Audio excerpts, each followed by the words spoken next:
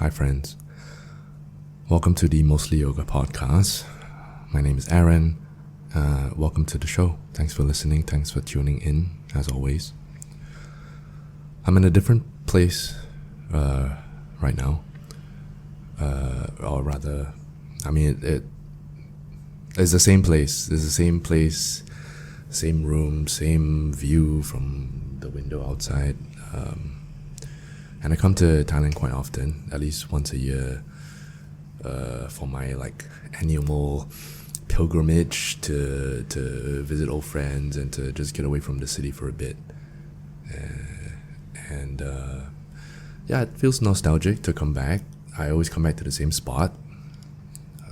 Things are the same, but also things are a bit different. And I brought my gear with me as well, because I knew that there were a few people that I wanted to speak to while I was here. And but I think I was a bit surprised at how many people that I actually wanted to speak to. I have some friends here that I wanted to talk to, but then as you know, I got into the groove of things again, and I started to meet more people, and I was like, okay, actually I want to talk to you as well. I want to talk to you. So there's actually a lot of people that I have lined up. Hopefully I'll have enough time to speak to all of them before I head back to Singapore. Anyway, we'll take a break from the Gym Bro series that I've been doing for the past couple of months, where I was talking to the guys from the gym, and then we'll start this little mini series of my friends in Chiang Mai, and I'll call this the Chiang Mai Soul Connection series, because that's the name of the Facebook page from this community where I met all these people.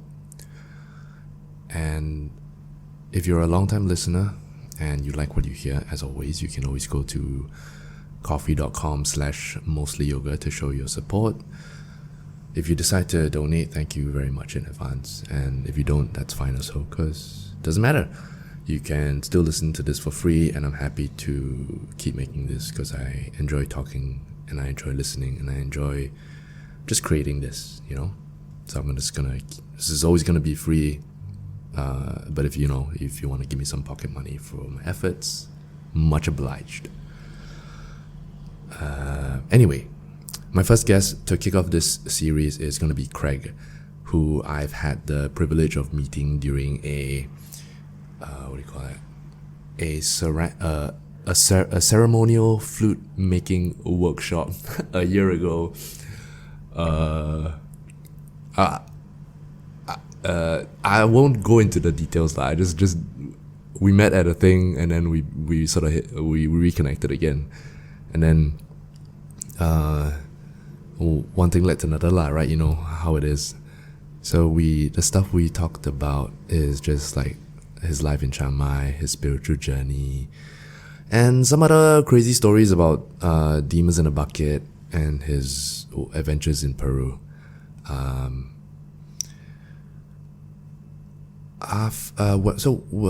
We did this at his place, and I think after the first. So the first few minutes when we were chatting, or rather,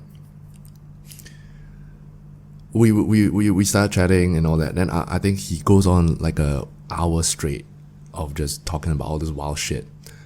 So it might be a bit hard to keep track of, because even when I was listening to him, there were so many stories. So it was hard for me to follow, but I didn't want to stop the trainer, so I let him speak. And then towards the end of it, when we all sort of gathered our thoughts and we analyzed everything, there was much more things to analyze, and it became very insightful. So hopefully you listening, whoever you are, wherever you are, you're able to take away some lessons from this episode, and hope you enjoy it nonetheless. So without further ado, here's my good friend Craig. Enjoy.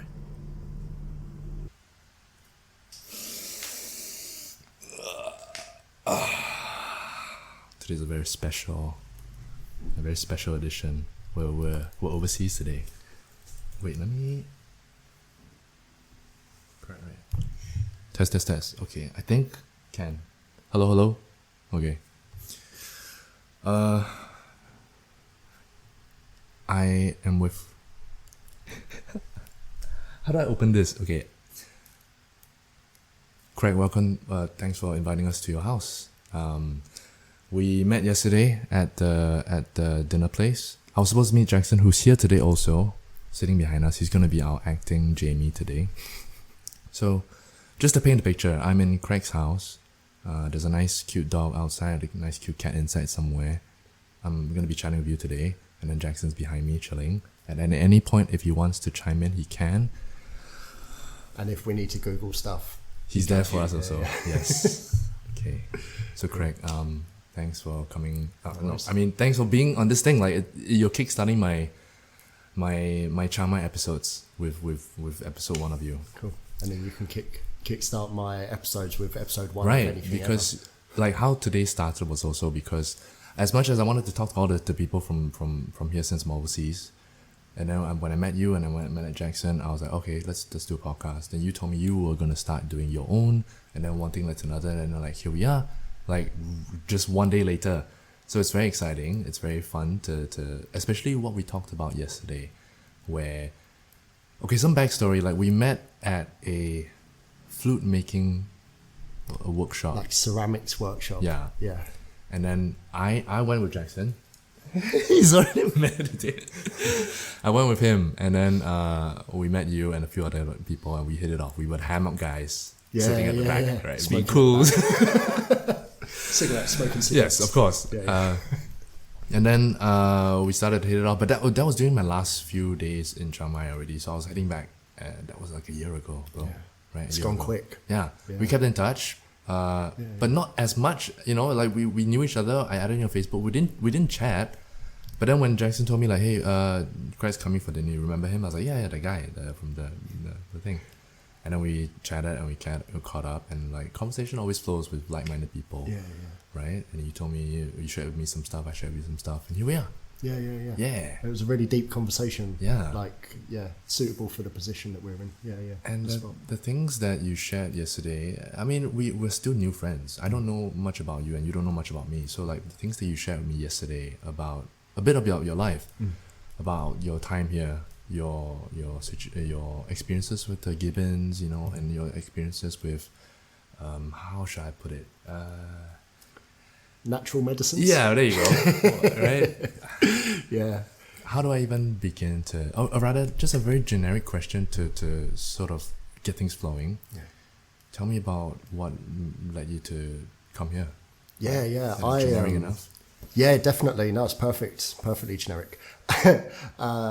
Luckily, I like talking, and I've told this story so many times as well, so hopefully it comes out well. So, I've been in Thailand for about 5 years, Chiang Mai for the last 4, except for a brief period in the UK and Peru last year.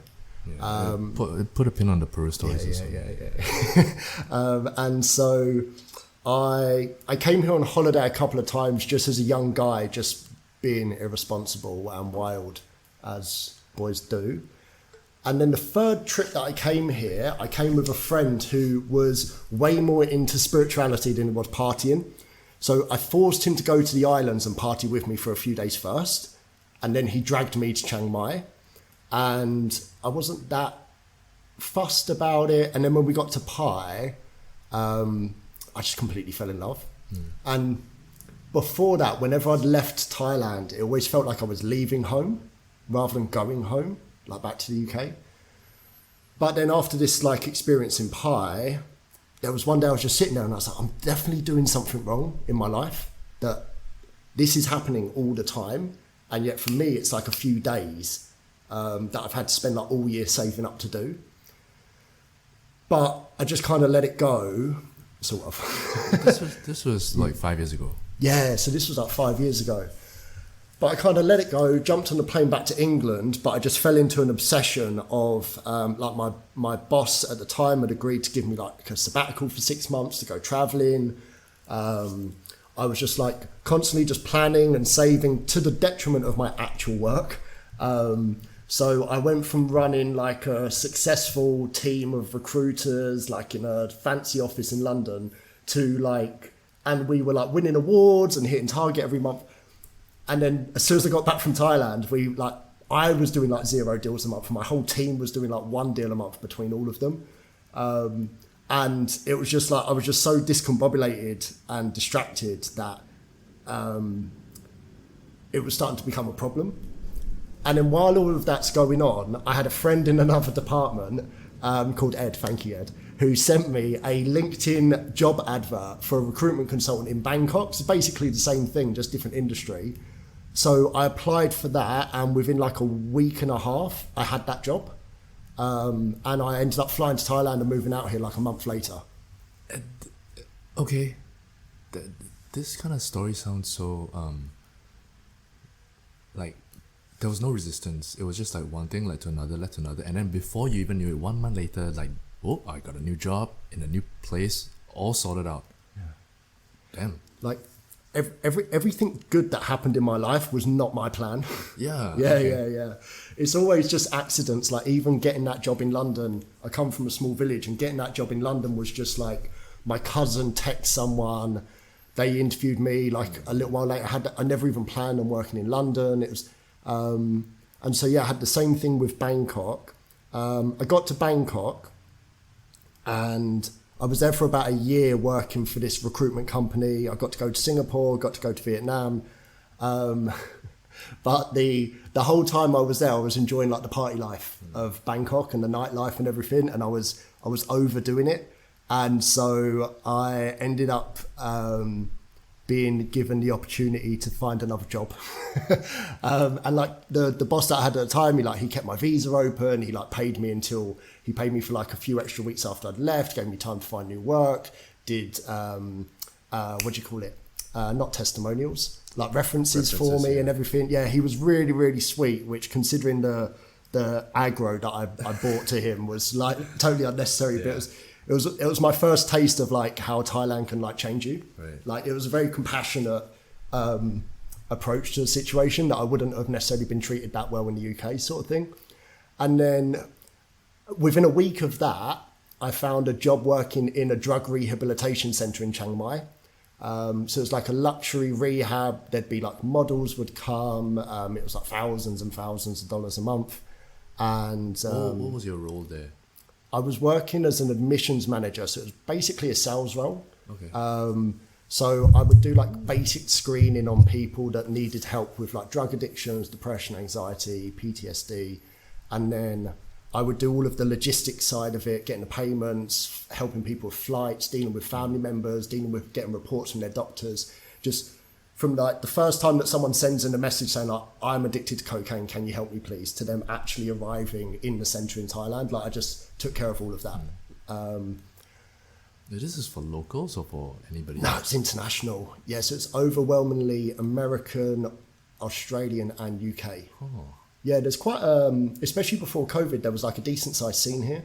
Of addicts. Yeah. So it's still, if you're someone that's struggling with addiction, like it's still a great place in the world to come.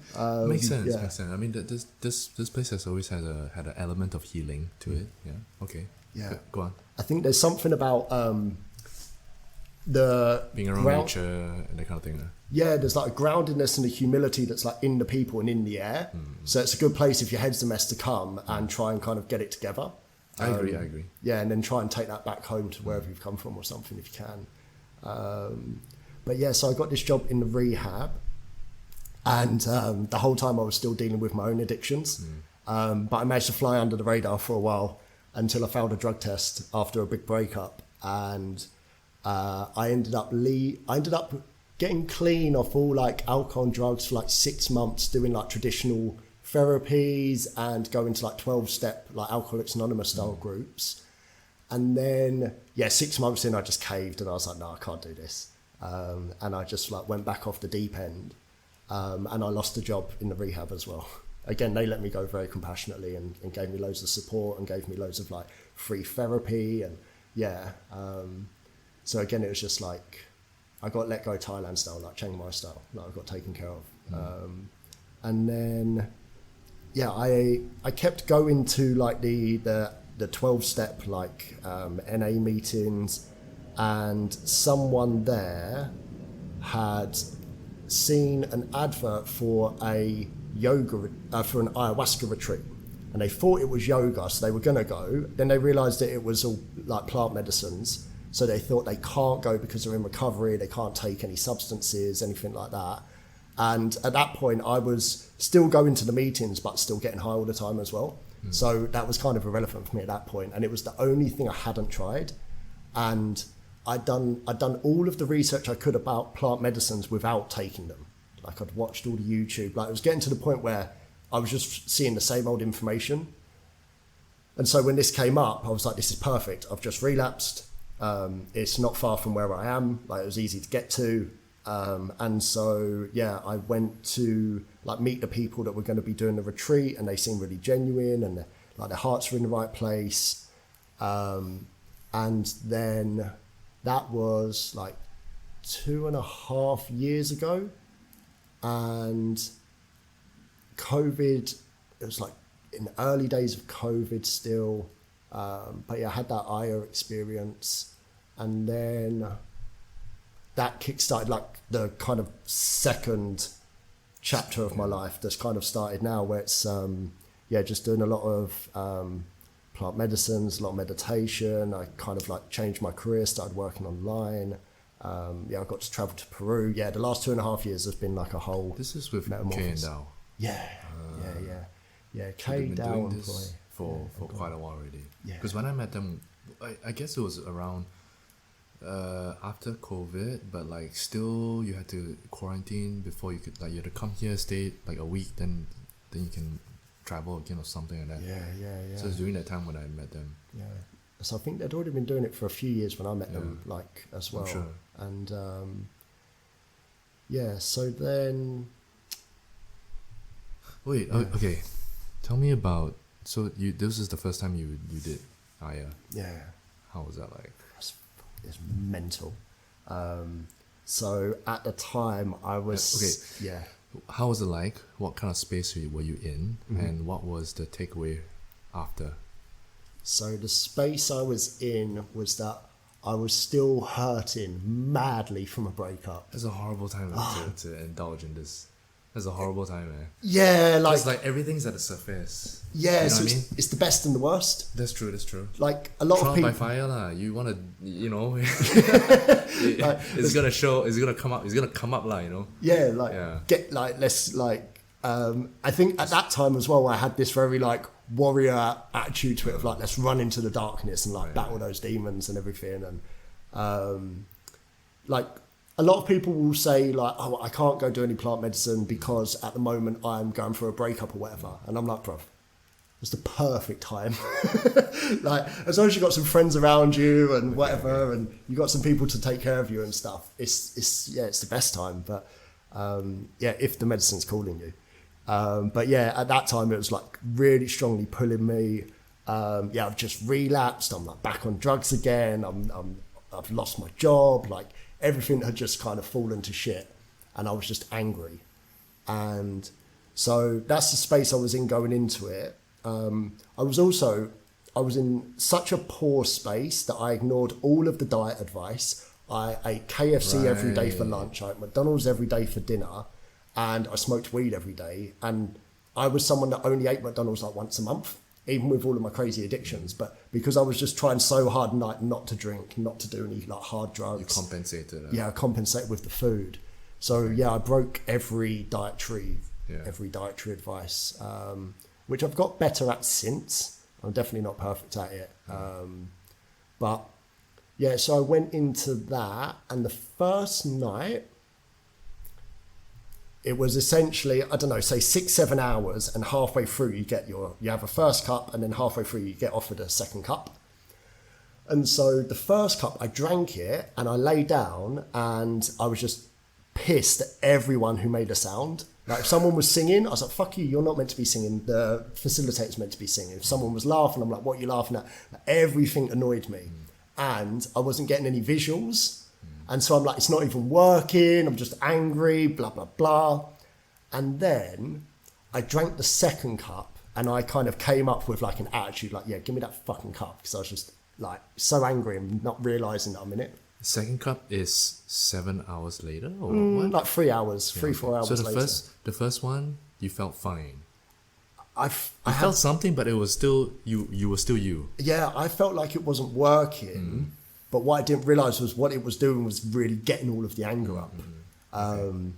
But yeah, to me, I'm like, it's not working, blah, blah, blah, just getting in this like head game and going around in circles and being pissed off at everything. And then I went for the second cup, and then as soon as I drank the second cup, the things that were making me angry, they were making me angry, but then I was immediately seeing the funny side in whatever it was, like seeing the funniness in my own anger. And as soon as I could see the funny side, it went. And so I was going through that process of like getting angry, recognizing it's there, seeing the funny side of it and letting it go. And years later, or like a year or so later, I was watching a British monk, Thai style monk that lives in Australia called Ajahn Brahm. And he was explaining that one of the things he learned living in Thailand from the monks there is like whenever something bad happens, you just find the funny in it and laugh, and it helps you let go of the anger. So it was like I had this independent confirmation coming from a Buddhist monk of something that Aya taught me in the first like ceremony. And then once I got that lesson, the next thing that happened is I would see people come up in front of me from my life. Let's say like we'll just take like my mum as an example. And then I would see the judgments that I think she has of me, like my own judgments that I project through her eyes. And then I think I would see the funny side in that. And then I would run to the toilet and have like this horrendous case of like diarrhea. And it was literally, it was the best shit of my entire life. And yet it would happen again and again. So it'd be like, you know, it'd go from my mum to my sister, to my old boss, to someone, to someone, to someone. And I'm just constantly getting my own self-judgment that I've projected onto these individual people and then just like letting it go out in the toilet. And I think that was pretty much the process for the first night, was just that happening over and over. And just like a lot of purging, like just cleaning out a lot. And then we did another 2 nights after that. And then we moved to another medicine called Wachuma on the 4th day, like the morning after the last ceremony. It's like a week, or how many? Yeah, it's just a weekend. Yeah, we just did like one night after the other, and then woke up in the morning and then started on the Wachuma. So the second ceremony was, as soon as I drank it, it was visual, like straight away. And I was going through like these different, like other levels of reality, and you're seeing these like infinitely complexly geometric patterns that mold into each other and out of each other, and they're intelligent and they speak to you, and there's like beings and spirits, and they're aliens or extra dimensional beings or gods or like who the hell knows. But it was just wild. It was just unbelievable. And up until that point, I'd taken some mushrooms and thought maybe there's something, but all through my teenage years and stuff, I was always a really hard atheist. And at one point I found myself on my knees just going, I'm so sorry, like for not seeing the reality of it and like not believing it was real. But it was like, it was no longer someone with a book trying to convince me. Like I was seeing it and experiencing it in a way that it was more real than here.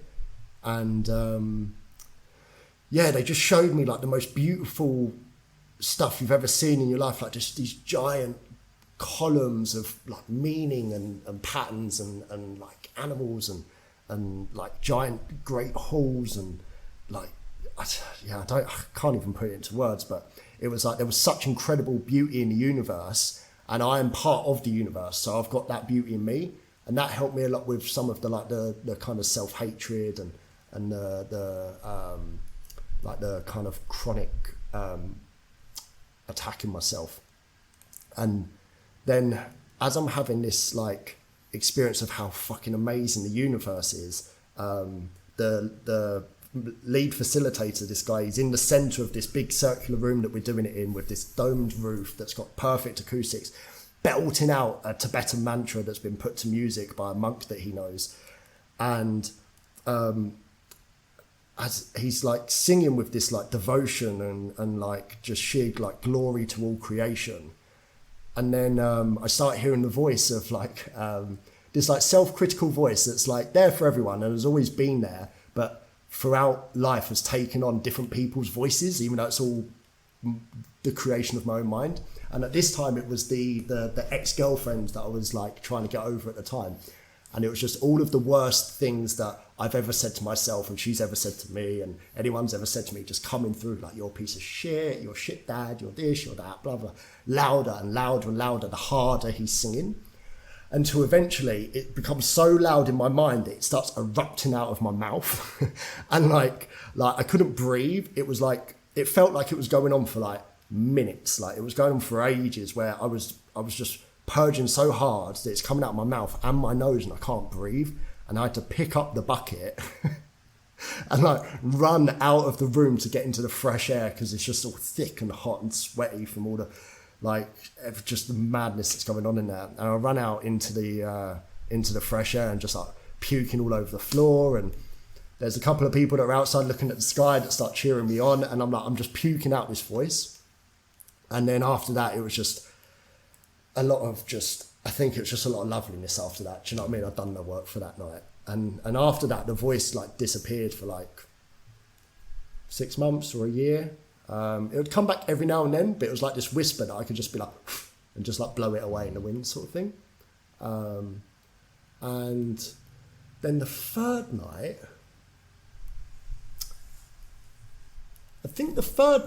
I don't remember much apart from the fact that it was straight back to like the geometric spirit worlds of whatever the hell it is.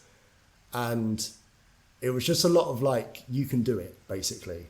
It had a real like, I don't know, it just gave me like a little boost, like, you'll be okay. Like, it's okay, you can do it. Like, you have some power in you. Like, just keep going, like, it'll be okay. That kind of, I just remember it being quite reassuring. And then the morning after that last ceremony, we wake up and we do the Wachuma San Pedro, this mescaline containing cactus that's seen as having like a more grandfatherly spirit. And I don't remember much from it, to be honest, but it was the first time I'd ever we were doing kirtan, which is this Hindu form of devotional music where you set mantras to music and sing together so that you can like call in specific like energies and deities and open up different forms of consciousness and kind of bond together as a group. And they used a lot during the ceremony, but I was just too out in the other world to have a clue what was going on. But so we're singing these songs and we're dancing, we're all having a good time. And then my dad passed away when I was 17, and I just started missing my dad so much, and I was just crying and crying, just getting it out. And I think to the point where they actually like took me, like led me away, and just let me like put me somewhere peaceful where I could just get it all out without disturbing everyone else too much, because there's a lot of us there and everyone's got their own work to do. And yeah, and then at some point there was this experience that like the only way to describe it, and I've seen it happen to other people since, and like I've heard of it happening to a lot of people, is the cosmic orgasm. And it was just like every fibre of my being was just this giant ecstatic like orgasm, and it was going on for hours and hours and hours. And I think it was a combination of realizing that the universe is just this like giant creative force, and like the like sexual energy and the orgasm and everything, it's all birth of the universe. Like it's all this creative energy. And I think it was also, I was so disconnected from my body.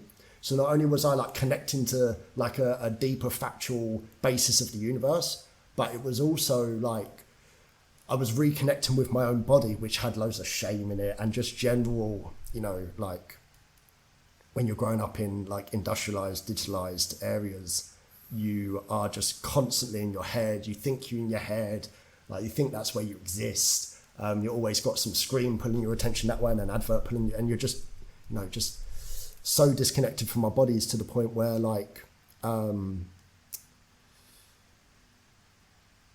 people don't even know what's going on in their bodies. Like in comparison to the relationship that I have with it now and what I've seen in people that have been born in different circumstances. And it's a never ending, like infinite game to always get more in touch with it. But yeah, it was just like, I really just felt my body, and felt like all the pain that was in there that I had always like just pushed down, or you know, like especially in the UK, like stiff upper lip and everything, like you don't have emotions, let alone for those emotions to be expressed in your body. Like we have this mind-body separation, and you have this consciousness that is a product of the electrical impulse in the brain, but it's simultaneously completely separate from the body in the way you treat it. And then you have this physical body where it has nothing to do with your mind. Do you know what I mean? Like we're still living in that paradigm. And so it was just like, right, okay, I've got all of these emotions in my body. I've got all of this stuff and memory and storage going on in here. And like, it's always talking to me, and I've never listened to it.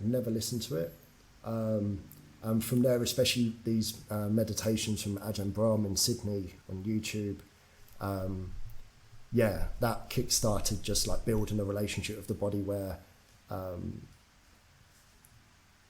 we have a much more like two-way communication, and I've got a much more respectful and cordial relationship with it, rather than like trying to like punish it into being the way I want it or whatever, you know, like a much more accepting relationship with it. And it's like, I taught this to some people when I went back to the UK last year as well, like when we were doing the meditations, like just waking people up to the fact that the body knows what it wants and what it needs. It's always talking to you. Like it doesn't need to be fed a specific weight of strawberries plus a specific weight of flax seeds at a specific time within the minute. Like it's hungry when it's hungry, it's sad when it's sad, it's tired when it's tired. And 9 times out of 10, like if you feed it and give it some rest, it will help you out. So yeah, that was the first retreat. And then I kept doing drugs and stuff. It wasn't like a one and done silver bullet, but it just started to open up. Like it really just got everything moving in this direction. I think, I'm sure you can go to like the best of the best, like medicine people in like the Shipibo and the Lamista tribes and everything along the Amazon, where they've been doing it for generation upon generation. They've really kind of got it nailed down. And you might be able to go to them and do it once and come out and be like, ta-da, but the experience that I've had with it is that it's just brought a new level of awareness to my problems, where after I do it, I still go and do all of the same problems. Like I might stop the behavior for a period of time and get some respite and perspective on it by not doing it. But at some point, I engage in whatever behavior it is, whether it's like drinking alcohol, blah, blah, blah. I engage in the behavior, but I have this new experience and perspective whereby I don't enjoy it the same way. And so I like, there's been like the last time I did coke, I was doing it and I was just like, why am I even doing this? Like, I'm actually not enjoying it. And I just like put it down and walked away, and that was that. But it was after like a year and a half of like I don't know, 11 Aya ceremonies and 20, 30 Wachuma San Pedro ceremonies. And it's always just been gradual. The change has always been really, really gradual. So yeah, after the first retreat, everything reduced in quantity and frequency. Like I wasn't doing as many drugs as often. So there was this permanent shift down, but it wasn't like, ta-da. So then 6 months later, I went back again. And at this point as well, my grandmother had passed away due to COVID, but she'd like lived a really, really good long life. And because like my father had passed away when I was younger, I got some inheritance in that time. And, you know, it's during COVID. I've just started like sorting my life out, and so it was just this like real kind of life jacket that allowed me to then go and do another ceremony, because it's not cheap and I didn't have the money. And so yeah, just like thanks to my ancestors I was able to do it. And so the second retreat, they all kind of blend, but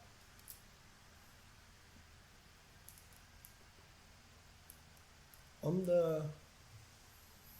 the first night, I kind of picked up where I'd been at the final ceremony in the previous retreat, in terms of like just going straight to the geometric world. There was no like getting to know each other with the medicine. She was like, yeah, I know you now, come here. And I don't remember much. I just remember getting shown different realities, and then just then pulling a lot of darkness out of me. But over the course of this like second retreat, there's 3 ceremonies, and by the second ceremony, like at the peak of the second ceremony, I'm puking in this bucket, and at the bottom of the bucket are these demons who are actually friendly. I just perceived them as demons because I was scared of them. And then as I'm puking into the bucket, they're like, yeah, give us your pain. It's not your pain. Like, give it to us. And they like enjoy it. And yeah, so I've got that going on. I also had these 6 spirits around me, and I thought that they were going to like assault me, and yeah, I thought they were going to intimately assault me. and I'm like, fuck, this is crazy, man. Like, I'm not getting fucking raped in fucking demon spirit world. And then I think this actually happened in the first ceremony. And then as soon as I was like, fuck it, do you know what? Do it. Like, whatever, might as well enjoy it. And as soon as I did that, they just became friendly. And after that, they were just chilling, and they were just cool. And we were just hanging out. But then later in the morning, someone on the other side of the room said that at one point they sat up and they saw 6 spirits sitting around me, like in their experience. And they turned to her and said, tell him that he chose a difficult life on purpose so that he could show other people that it's possible to turn it around. And I was like, that kind of makes sense, because I've always been a bit obsessed with that. Of like, I don't know, just showing that like, it doesn't matter, like, you can do it, like you can do it. And yeah, and then off the back of that, started getting introduced to these ideas of like, you know, you're born into a specific life to learn specific lessons that are like different karmic consequences all coming together, so that you can kind of grow and evolve towards more calmness and kindness, and eventually like oneness with creation kind of thing.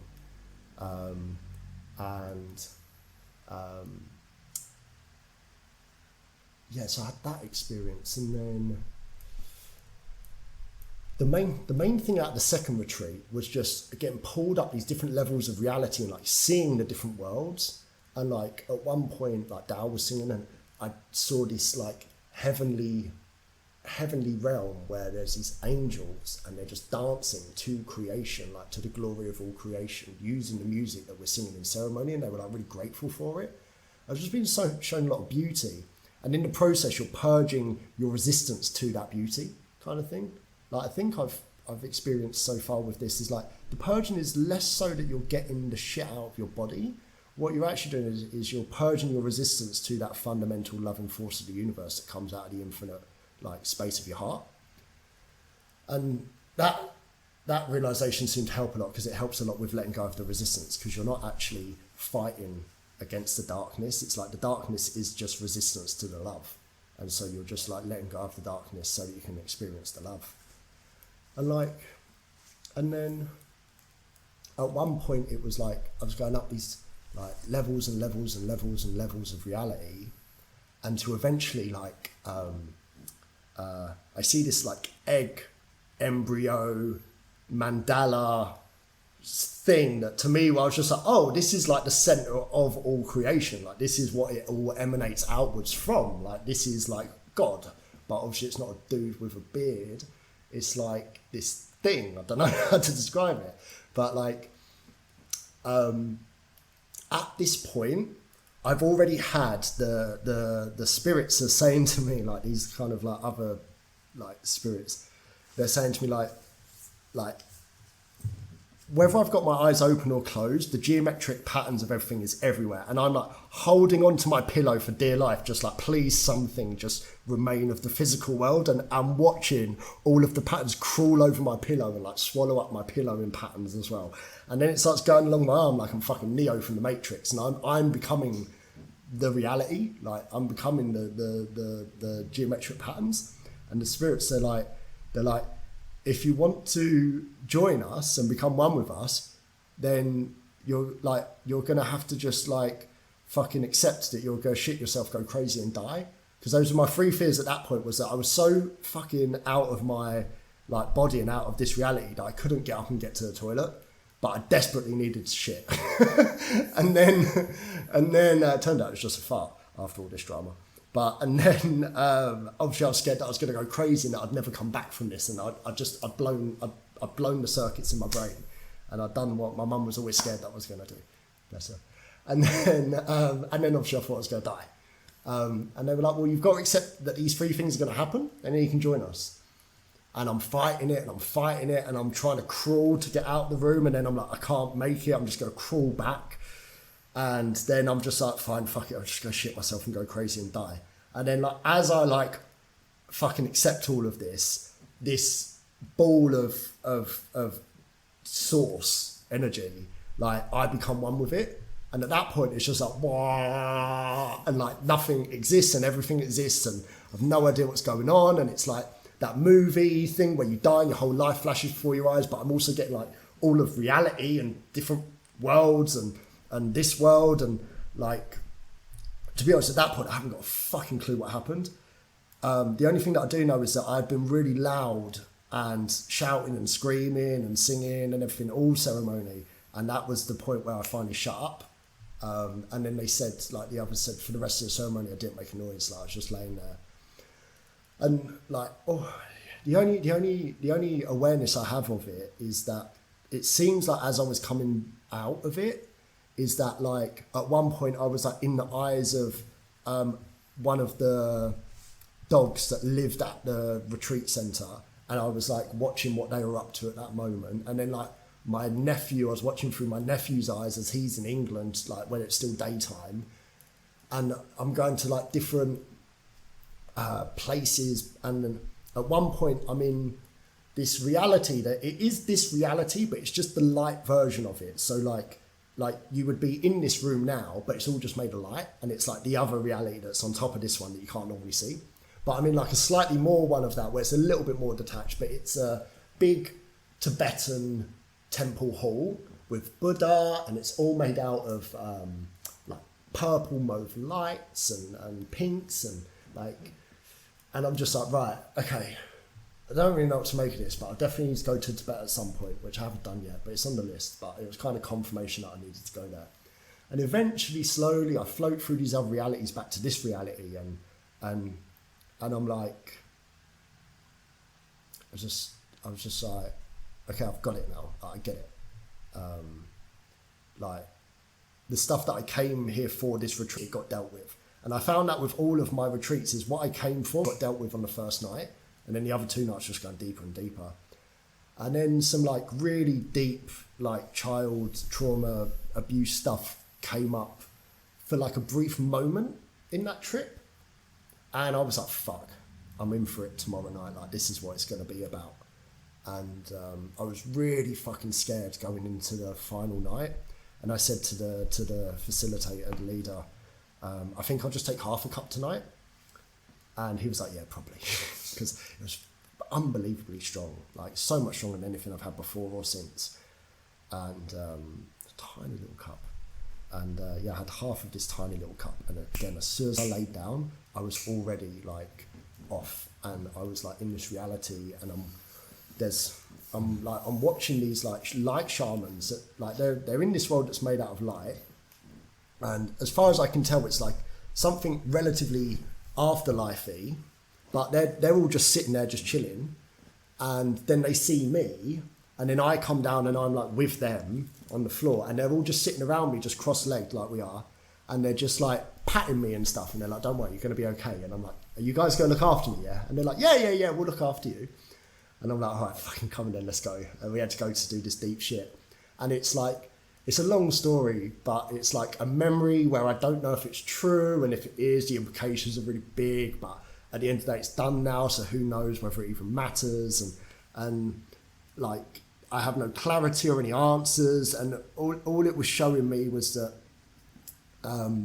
whatever it is, it's not necessarily mine, and it might have been like passed down to me, or it might be something that's come through like kind of ancestral genetic memory, or if any of that stuff is, who knows if any of this is real or if we're all just crazy. But I'm like, it's like,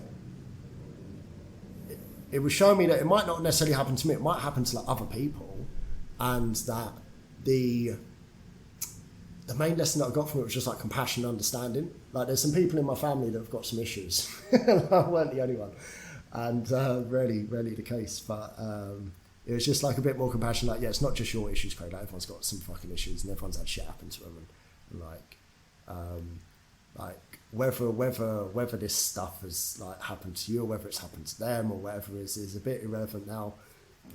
But we can maybe dig into it later. Was kind of the message that I got from them, and I still haven't been back like deep in Aya to kind of do that work. But yeah, it was after that where I was like, right, this is definitely what I'm doing with my life. I have no idea how. I don't know what it's going to look like. I doubt that I'm going to go and do like a 7-year apprenticeship with the Shipibo tribe, like in the Amazon, like around the Iquitos and that. Like, I doubt any of that's going to happen. But somehow, this is what I'm going to do, because ever since I was aware enough to understand that there was like some issues that I wanted to sort out, I'd done everything. Like, I did one-on-one therapy, I did CBT therapy, I did some like Jungian and narrative stuff, and like I worked in a fucking rehab. Like, I did all of the exercise stuff, I did the meditation, I did this, I did that, and it was like everything that the West and modern medicine had to offer. I tried the antidepressants, I tried the anti-anxiety meds, I tried this, I tried that, and it was all just coming up short. And then there was this thing that like actually fucking worked, and I was just like, and I'd always thought about becoming a therapist, because until that point, therapy had like helped. I hadn't necessarily done much to change what was going on, but it was just the first time anyone had listened. And then I was like, well, now I've got this thing that is like 10 years of therapy in a night. Like, why the fuck am I wasting my time like becoming a therapist? Like, so I don't know what I'm going to do, how I'm going to do it, but this is definitely what I'm going to do. And then after that, like, we did Wachuma again, San Pedro. Can't remember too much of that at the moment. And then I did a couple more Wachuma San Pedro ceremonies, and they were healing, but they were also there was a lot of people, and it was just they were just a bit they had a little bit of a party vibe to them, and the energy was like a little bit chaotic, and it kind of shook my faith in the whole thing a little bit. But yeah, the people that I was doing it with like became really good friends, and like still love and respect them, and try and see them and that. And but yeah, it was just like I just wasn't really sure what was going on. And at that time, I've left all of my old career behind, and now I'm just kind of using the recruitment experience to do like interview practice and resume writing and career coaching and stuff. Like, especially if people come from Asia that want to go into the West, because you get the cross-cultural part, makes it really fun. But it's like, it's not what I want to do with my life. It's not my life purpose. I just happen to have these skills that make this a viable way of making money. And obviously, like, luckily I'm born in England, so I'm a native speaker, so I get all of these like extra privileges and everything that come with that are really, really, like, I'm really grateful for. I definitely wouldn't trade them. And so yeah, I'm just like working online, trying to figure out what the fuck is going on, because now there's like a whole spirit world that I hadn't accounted for. And like, it just made everything so much more serious, because I was like, shit, all of this, like, you've got to be a good person, you've got to be nice to each other, and blah, blah, blah, blah, blah. Like, it was all just this inconvenient bullshit that got in the way of me just being ruthless and making as much money as I could, while at the same time, you know, compensating for the deep pain of an immoral life by doing loads of drugs and shit. But it was like, now it's like, not only is God real, but it's more real than you ever fucking thought. And this like dude in the sky who cares whether you masturbate or not is like completely fucking nothing in comparison to the reality of it. And like, it's so fucking important that it's actually crushing if you think about it for too fucking long. And luckily, being a better person does feel nice. So you can do it like if you get into the flow of it, sort of thing, and it doesn't have to be so crushing. But it was like shit, like all of the bullshit and lying and manipulation and all of the shit that I'd been doing to people and taking advantage of people and everything and just trying to make the world the way I wanted it. Like, it was all just now so much more serious, and it wasn't in the sense of like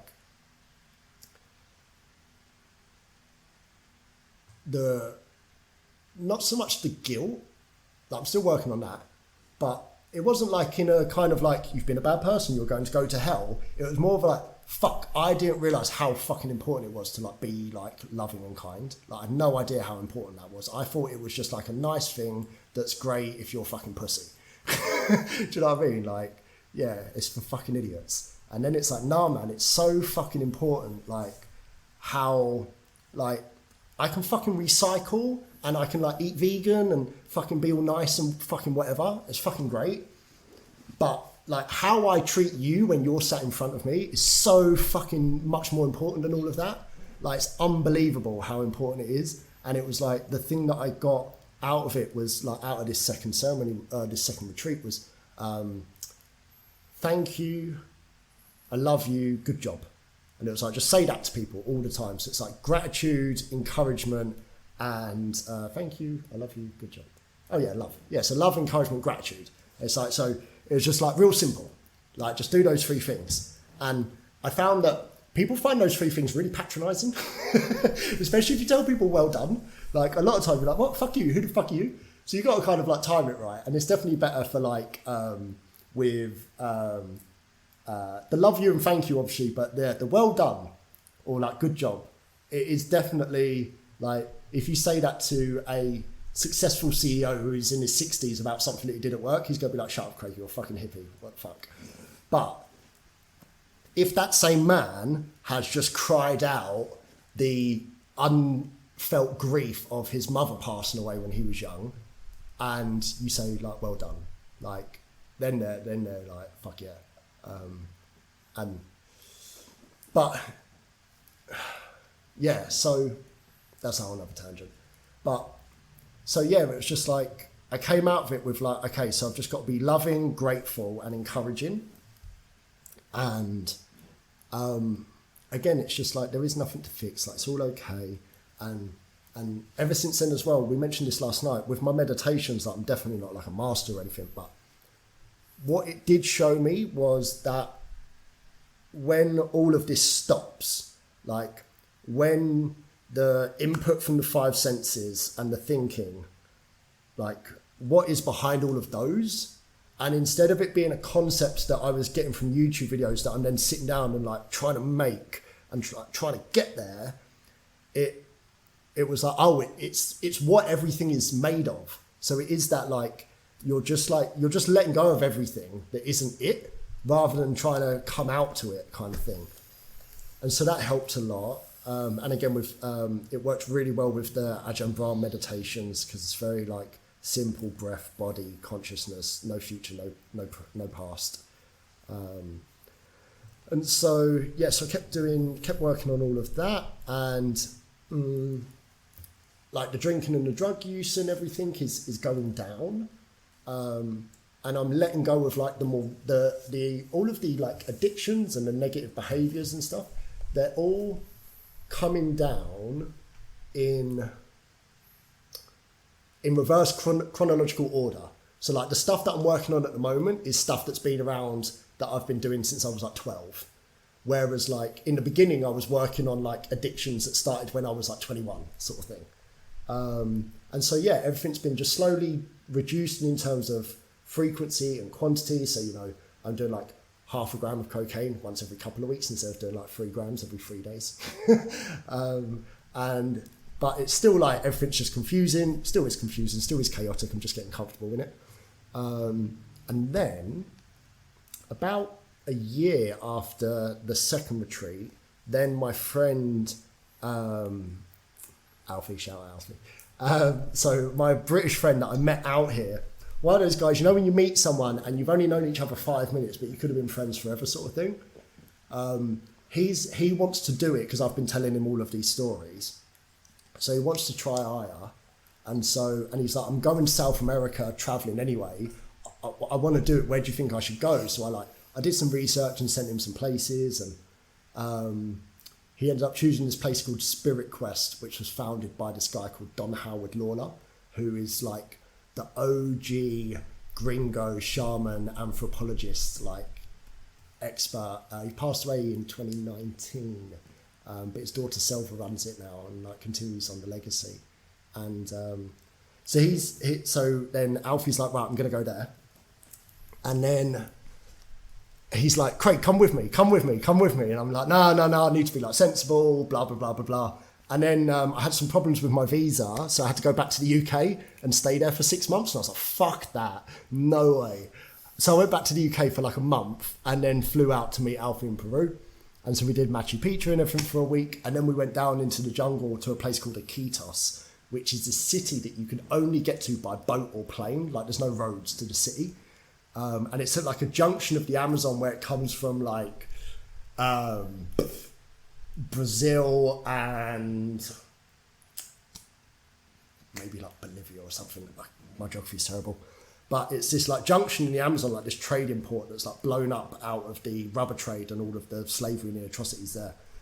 And now it's the centre of like world healing. So we went to this place and we're going into the jungle and I'm fucking bricking it, shitting myself, because we are like merging with like the center and source of all creation in the universe was like lovely, but it's fucking terrifying. Like I'm still processing it, and I just didn't want to go through that again. And luckily we got there, and it was this ayahuasquero called Don Roba, his wife Don Eliana, and their son, who's in his 40s and got his own children, and they've all been kind of doing this since they were 12, and they're like the third or fourth generation in their families. And in this tradition, they do it in a very different way. So especially a lot of like, there's a lot of Brazilian traditions and like Santo Daime, and there's a lot of traditions where their ceremony is a lot of like music and they get a bit wild and a bit crazy. Whereas in this tradition, the way they like to do it was very much like we all sit in silence, and you either sit or you lay down, and you keep the experience to yourself. You don't leave the room. You lay on your mat and you go through your experience and you kind of just shut up. And they also, I believe they gave us like a kind of weaker, more watery brew. And I think that may be because there were people who had like just come from the centre of New York, and they were in like New York City Centre like 2 days ago, and now they're doing ayahuasca. And I think it would be very irresponsible to like shoot them to the centre of the universe. I was really lucky. I was living in Thailand. Like it's COVID, there's no tourists. All the hotels were cheap. Like you could go and find somewhere really cheap and just sit and like do integration in the jungle for ages and shit.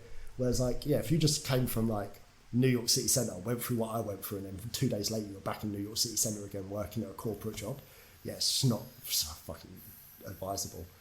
But it was a lot gentler. It's still not great, but it wasn't as scary and it wasn't as deep. I wasn't out in all these other dimensions, but it was just very thought and feeling based, and it was very precise. And I think I would put that down to the ayahuasqueros. Like he was so old that they were telling us like he's not going to be around much longer. You guys are lucky. So like there was this precision that is different to doing it in the style that has been happening here. And it was like, it would go in and it would find this specific resentment towards this specific person, and I would puke out the resistance and feel the resentment. Attached to that resentment are lots of little ideas and little resentments and little realizations. So you have the main purge, and then all of these little ones, and they would like gather up in my stomach, and at the end I would go and purge those out the back end. Compared to the style that we have access to here is very much like this. We create an open space for whatever needs to happen. Whereas in Peru, I think they have a much more like controlled environment. It depends on who you go see. Like I've heard different stories from different people and stuff, but it was good. It was good. I was disappointed at the time because it didn't come with all the cool visuals. But as time has gone on, I've really appreciated it for what it was. And it was that where I kind of finally started to really like knock different behaviours on the head and stop doing things. So yeah, I had 3 nights of... The first night was a resentment towards a specific woman in my life. The second one was a specific resentment towards another woman in my life, which was not my intention. My intention was become more consistent and reliable, because I'm just not. So that was my intention, and yet there was nothing that was obviously to do with that. I had this resentment towards this one lady, resentment towards another lady, 2 important people, and then on the last night, I realised how fucking terrified I was of love, because there's so much like danger, like it fucking hurts, man. Like all the vulnerability, and like if you get in, like you open up your heart to someone and then it doesn't work out, and now you're like taking it personally, and I'm just terrified of that. And that like it stops me asking for help, it stops me from dating, it stops me from doing all kinds of things just because I'm scared of love. And like how deep that runs, and like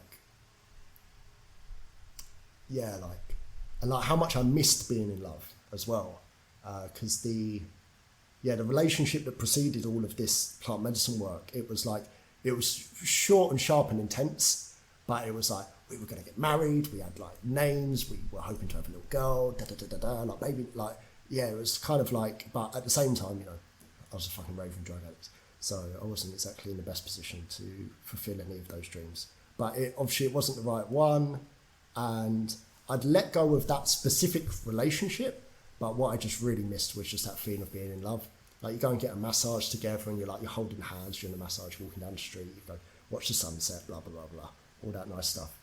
And even during COVID, every time I came home, she would cook. And I was like, fuck, this is amazing. And it just tastes so much better when someone's cooked it for you. And so I realised all of that. And so that was like a week of these 4 ceremonies. And then my friend Alfie, he had to continue on. And then there was the option to do this Wachuma, this San Pedro that I'd already tried, but we were going to do like 3 ceremonies in a row. And we were going to do it with this Wachimera, Selva, who's been doing it since she was a kid. And runs in her family, and her dad's one of the most well-researched people that I've come across on the ancient Shavin culture, which is this culture from 3,500 years ago that has the oldest archaeological evidence we can find of San Pedro cactus being used spiritually. And so we do these 3 ceremonies, and in the first one I was just so fucking overwhelmed by the experience. It's not like ayahuasca where you go to other worlds, but it's just a very intense trip here in this reality, connecting to this earth. And it's not so visual and stuff, but it certainly has its elements, but just the sheer intensity of feeling. It's deeply emotional and felt throughout the body. And I was really overwhelmed, and there were points where I was acting like a twat and just not being too considerate to other people, but I was just going through what I needed to go through and getting stuff out of my system, and didn't hurt anyone, I was just annoying. And then, so then for the second ceremony, I was like, I want to find the strength in silence, because I really struggle with silence. And I realised at that point that one of the reasons why I'm so talkative and so out all the time and so extroverted per se is that because I was just always trying to avoid feeling inside, so I was always just trying to get outside of myself. And then once you start doing ayahuasca, you start burping all the time. And then so that was my intention for this second Wachuma ceremony. And the advice that I've been given by Selva, the Wachimera, was that the issue that me and some other people were having was that what Pachuma's doing is opening you up to all of the energy of all of the universe around you and within you.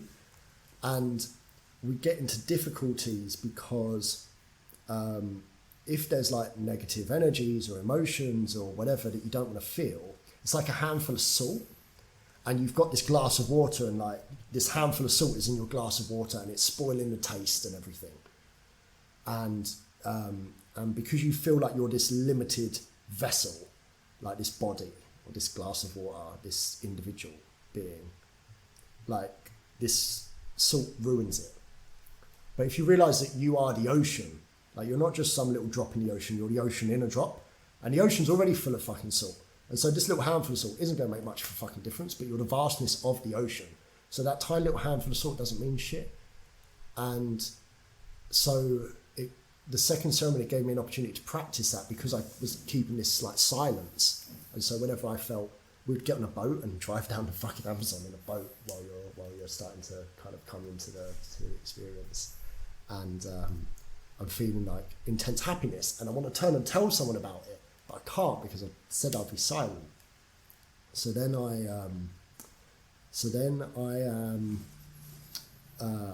like bringing it back inwards, and I'm thinking like you're just the ocean. Like you're not a drop in the ocean. You're the ocean in a drop. You're the ocean in a drop. And all of this happiness dissolves into like the infinite within me. Like, and I'd got into the idea of like letting things go outwards into the infinite, but the infinitely inwards was new. And then I was just practicing that for the whole, when I got sad, when I got happy, whatever, just practicing that.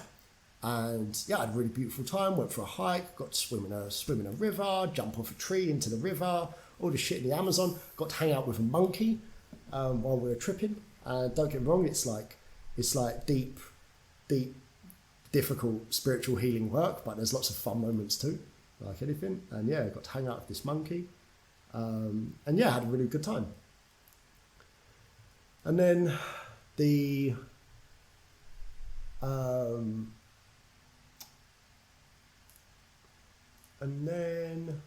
I also, someone made me angry because when I was being too expressive, they were like, Craig, calm down, like, shut up. And I was like, who the fuck are you? If you say that again, I'm going to cut your fucking head off, mate. So I got some insights into my anger of me, like, not expressing myself and not, and like letting other people like stop me kind of thing, or like tell me who to be or what to be or whatever. So I got some insight into that, and me and him then had a really healing conversation about that later that day, as the ceremony was coming to an end. And then on the third day, I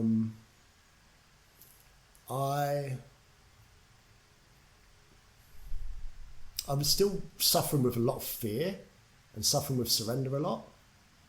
And in the second ceremony, sorry to jump back, in the second ceremony there was this entity that was just, when I closed my eyes I could see it at the center of reality, and it was just all eyes and tentacles, legs. It was a spider, it was an octopus, who the fuck fucking knows. None of it ever makes fucking sense, but it's all like, you know, it reaches throughout all of reality, and it's all eyes and tentacles and shit. And it felt old and huge, and like, you know, like a kind of H.P. Lovecraft, like Ancient One style fucking, I was just in awe of this thing and like scared of it, but it seemed nice, it seemed benevolent, like it seemed okay, but it was just like, don't get on the wrong side of it. It was just old and ancient.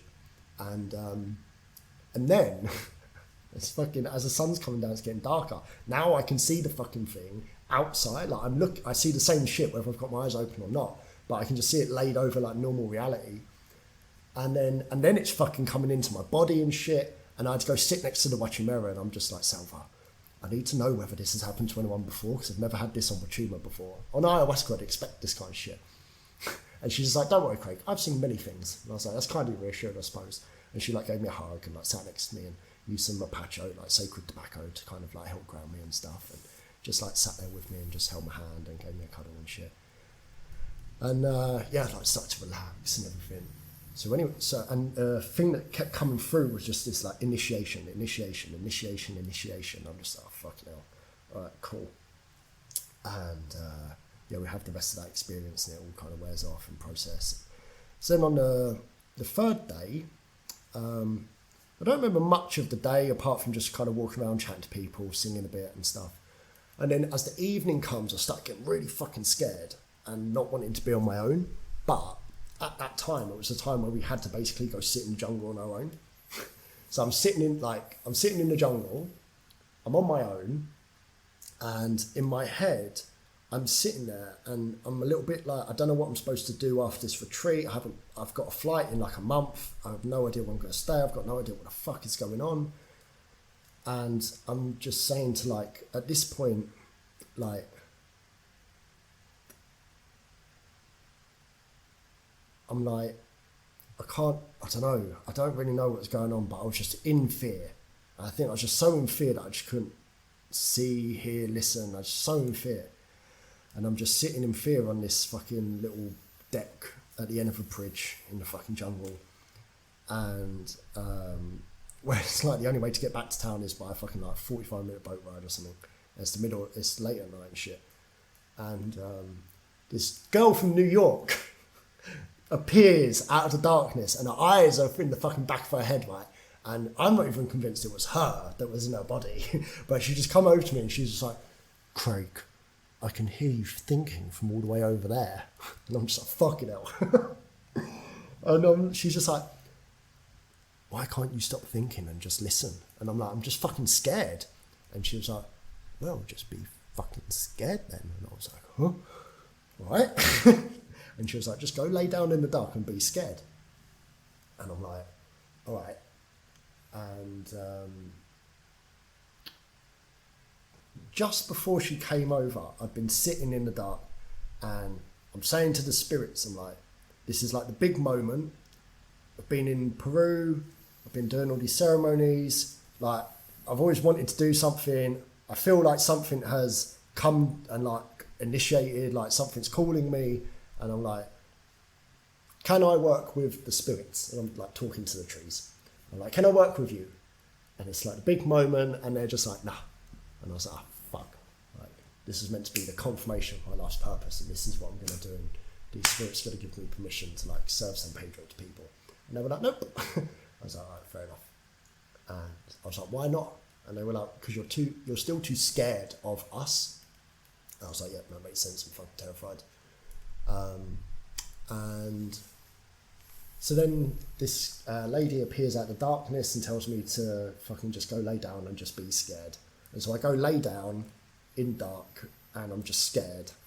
And then when I'm just like, I lay down to just be scared, and I just lay there and just fucking and just let all the fear wash over me. And then as the fear washes over me, my mind starts to quieten down, finally. And then that is when I just fully open up this two-way stream where I'm just talking to the spirits and they're talking back to me, and we're like having a laugh and a joke. And it's like I'm having a conversation with them. And I'm saying like, so like, should I stay like, so can I work with you guys though if I do work on this fear? And they're like, yeah, of course you can. You just got to work on the fear and like some other things. And I'm like, all right, cool. And then and then these bugs start crawling on me, and I go to get the bugs off me, and the spirit's like, no, leave the bugs alone. They're our messengers. Leave them alone. I'm like, what? Just let them eat me? And they're like, yeah, let them eat you. I'm like, all right, fair enough. So at this point, I'm like learning to trust them. I'm learning to go against like what my intellect ego wants to do, kind of thing, and just like listen to them. And then we go and do a rapé ceremony, and we're doing round after round of this snuff, tobacco-based snuff called rapé, and we're trying different rapés. And at this point, the spirits have also told me to work on my anger and my jealousy. And if I work on fear of the spirits, and then the anger, and then the jealousy, in that order of priority. And I've worked through a lot of the fear of the spirits, worked through a lot of the fear of a lot of the anger. Both of those things are still there. And at the moment, I'm working through the jealousy, which has been interesting. And then we go and do this rapé. And as we're doing a rapé, I can talk to the spirits in the rapé. And there's an overall like rapé spirit, but each of these individual rapés have got their own personality and flavour to them. And there's one that's got cinnamon in it. And I was like, oh, you're not my medicine, are you? And he's like, no, I'm not your medicine. And I was like, Wachuma, are you my medicine? He's like, not yet. I'm like, ayahuasca, are you my medicine? He's like, I'm not your medicine. If you want to help out in ceremonies and take people to the toilet, that's cool, but yeah. I'm like, all right, cool. And then we do another rapé, and that's not my medicine, but we're having a laugh and joke as I'm doing them. And then we come to this eucalyptus one, and it was like a unicorn, and it was beautiful, and it was lovely. And I was like, you my medicine? And I was like, maybe, but not really. And then the last one, the last form of rapé we were going to do was a mint one, which I really wasn't looking forward to because I hate it. I hate mint. And as soon as I did it, I was like, fuck, this is amazing. I was like, you my medicine? He's like, yes. I'm like, okay, cool. So what's the deal? Because in Peru, they teach this concept of aini, which roughly translates as reciprocation. So you can't just take from the spirit, you have to give as well. And I was like, what are you going to do for me? And he was like, I'm going to be the bridge for you until you can serve San Pedro to people. So I'm like, okay. And then I'm like, what do you want? And he was like, take me to your family. I'm like, right, cool. So I tell the Wachimera about all of this, and she's skeptical that like another gringo has come to the jungle and decided that he's going to start doing all of this stuff. And she laughs at me, and I'm like, don't worry, people always laugh at me before I do something important. That's how I know it's important for me to do it. And then so I take the rap. So then I ended up living at a monkey sanctuary for a couple of months, taking care of these monkeys. And then when I got back to London, or when I got back to the UK, I gave my mum this rapé, and afterwards she was like, can I tell you what happened? I was like, yeah, sure. Like, it's up to you. And she was like, I heard this voice just saying, you're a good person, you're a good person, you're a good person. And I think we all need to hear that. I'm really, really glad that she got to hear it. And that was when it was like a confirmation for me. I was like, this isn't bullshit, because my mum just fucking heard it. Do you know what I mean? And I still wonder whether it's all real, but like that was like a confirmation. And the Wachuma was really clear. The plants were really clear that I had to go back to Thailand to find K. And so I came back to Thailand, and I've just been doing a lot of Wachuma ever since. And then I was really resistant to like doing any like ceremonies myself or anything, but people were asking me, and certain friends were encouraging me. And at one point I kind of said to the spirits like, can you give me like a clear sign that I should start doing this or not? And they were like, how many fucking signs do you want us to send? We sent all of these people to come and tell you. And I was like, oh, okay. I was waiting for like a vision or like a dream or whatever. And they were like, no, these people coming to ask you is it.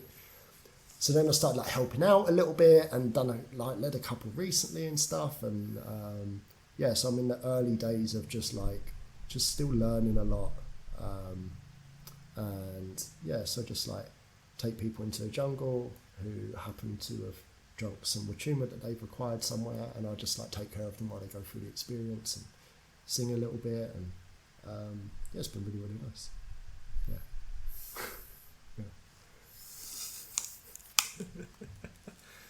Bro.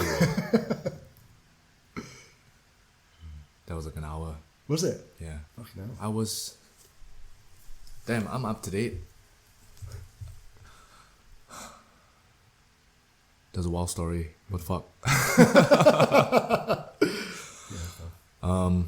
Thanks for sharing. Yeah. Wow. Throughout your sharing, there were a few things that I wanted to know more about, but I also didn't want to stop the rant, the train. I remember 5 points. I remember there were 5 points. Let's see if I remember those 5 points. Yeah, and I'll try and trim it down. 3 things that I liked about your sharing. Okay, I'll be honest. Maybe like 30 minutes I was listening. The last half, it was hard for me to pay attention to certain things. So most of the things I remembered were at the first half, and then a bit at the second half. So anyway, 3 things that I liked what you said about your experiences. First one was when you said that you were very thankful. You were like, thank you God. That point, I felt like that was a nice little breakthrough moment, and I could see it in your eyes also when you were saying that you were truly very grateful, and you came from a place that you didn't believe in all this, right? I think we all on some level kind of started out. If you weren't born in a religious family, you sort of started out just thinking like, there's no God, there's no heaven and hell. This is it. Like there's nothingness. And then as you get older and you start to see things and you start to experience the world, you start to question, you start to ask yourself, and especially when you dabble in this kind of thing, you start to see these things and you start to believe. And previously also from me, I also never really believed in it until you believe, right? So when you said that, like, okay, like I get that. And it was a nice little breakthrough, whether you realize it or not. The next two things were when you mentioned about the little devils in your bucket telling you to give them your pain. I liked that analogy because, you know, pain is something that you don't want, right? Not a lot of people want to receive pain, but then pain is necessary for growth. Pain is necessary for overcoming certain things. To make you stronger, you need to overcome these challenges. And these challenges might be painful.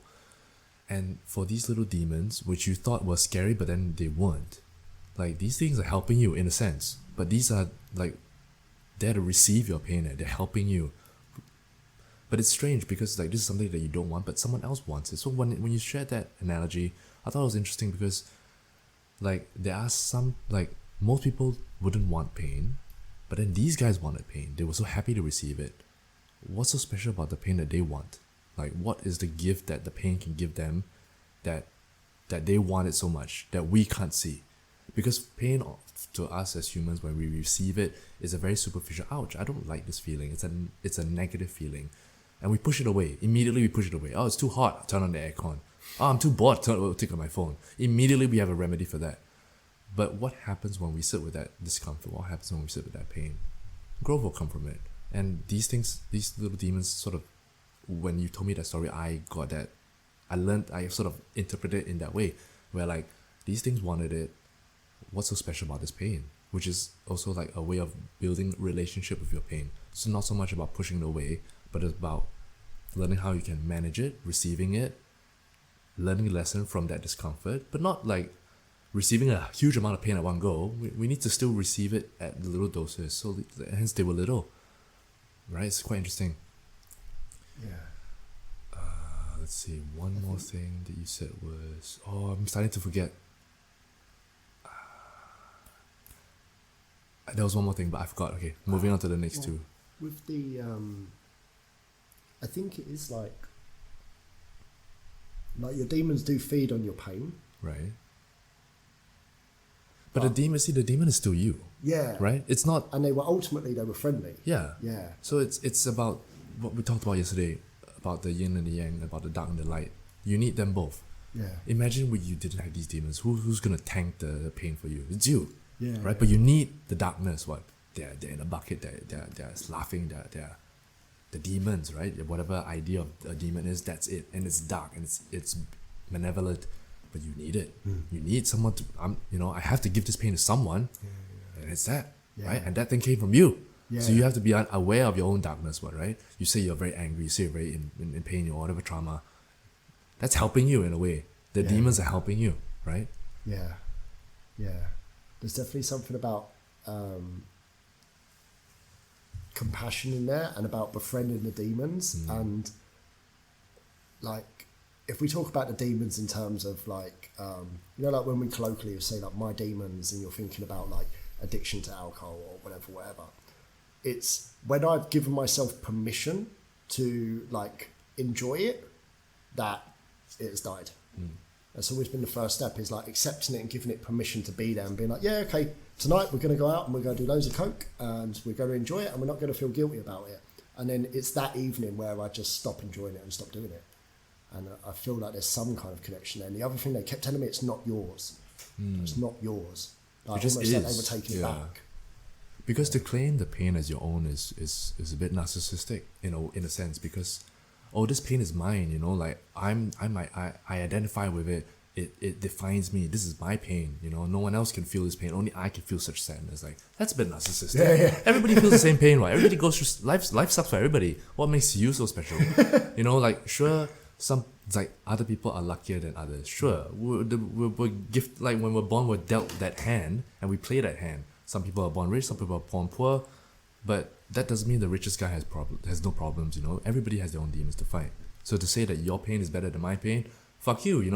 If everybody put their pain on the table, like if everybody put their pain on the table, and you get a chance to look at everybody's pain, at the end of the day, you still take your own pain back. Because that's what you are familiar with. That's what you want to do. I don't want to deal with someone else's trauma, you know.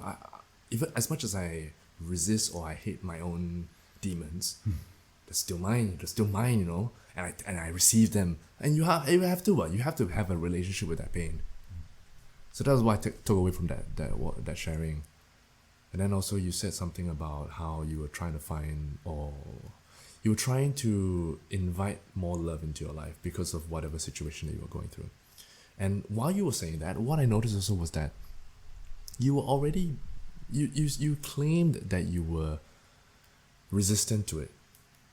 But what I perceived was that you, like, I asked you, like, hey, Greg, what's going on? And you ranted, like, you told me your whole life story for 1 hour. That shows me that you're open. It shows me that you are willing to be vulnerable. Because these stories, when you hear them back, they're going to be very vulnerable, you know. And assuming that whoever can hear this will hear this, right? That's a revealing thing to share. So to claim that you are resistant to it, I don't think it is. Because clearly you've already shown vulnerability, which is a sign of that ability to receive. Right, which is just a lack of perspective on your end. And then the last thing, something recently that you talked about. Was it about? What was the last thing in Peru? I think it was something about The ocean in a drop. the lady. Your friend said. What did the New York lady that said? I can hear you thinking from all the way over there. Just go lay down and be scared. Be scared, yes, about fear. Similar to the relationship you have with pain, you have to have a relationship with fear, right? You didn't want to feel scared, but she told you, like, just feel scared. And the only way to overcome fear is through fear, right? The only way to overcome anything is through it. There's no way to go around it, under it. You have to go through it. And once you go through it, when you look back, you feel stronger because you've overcome that pain. Well, like that quote from Dune. You know what I mean? There's this famous quote about Jamie. We need a Jamie. We've got young Jackson. Yeah, go ahead and search it out. And then, but it's that pain. It's something about when you walk through fear, and you look back, nothing's left because you've overcome it. That's the gist of what that quote meant. If you Google like a fear quote from Dune, it should be there. Fear is the... Me against fear, right? Yes. I will face my fear. Can I read it? Oh, go for it. I will face my fear. I will permit it to pass over me and through me. And when it has gone past, I will turn the inner eye to see its path. Where the fear has gone, there will be nothing. There you go. I think if you break it down, it just, like I said, the only way to overcome fear is through it. Face your fears, right? She was, at that point, she came at the right time. Said, like, hey, Craig, what the fuck? Face it. And once you did, you realized it faded away. Because it's all in your mind. Everything's all in your mind. Everything is an illusion, what? So I'm scared, but there's nothing to be as scared of. It's my mind playing tricks on me, what? The night, the darkness didn't do anything to you. It was just dark. It's always going to be dark.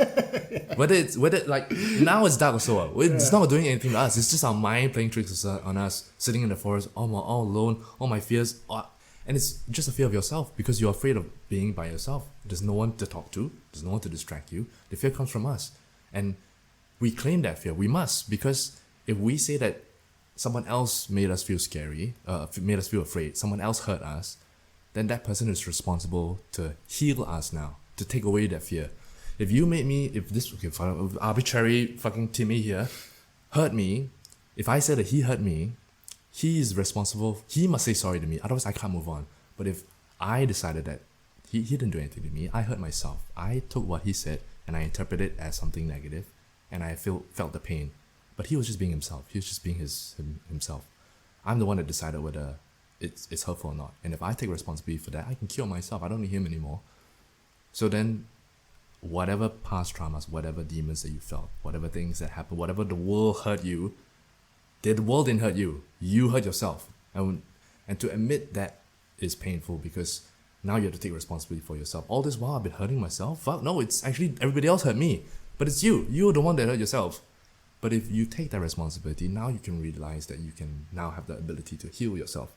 Now I can go and do what needs to be done. Now I can go and fucking get my shit together. And now I can go be a nice person, because if I'm nice, people are nice to me, that makes sense, you know, and you start to forge your own new identity from that. Yeah. So from all your experiences that you've shared, different people that you've met, all the trips that you've been, and all the things that you've seen, look at it, if now that you've shared with me and I shared my perspective of you, it kind of makes sense as well, you know? And everybody's like, I can relate to whatever, like, even though I didn't go through the things that you went through, I can still relate to it on some level. Everybody's the same. We're all fucking the same, right? Everybody has the same fucking problems. Yeah. We're made up of the same emotions. Yeah. So when you mention fear, I relate to it. When you mention pain, I relate to it. Heartbreak, who the fuck can't relate to that? Of course. Yeah. Yeah, man. Interesting. Yeah. It's been pretty wild. What were your experiences like? I've never done it. Really? No, I've never done it. Cool. Never done it. I want to at some point, but I'm scared, man.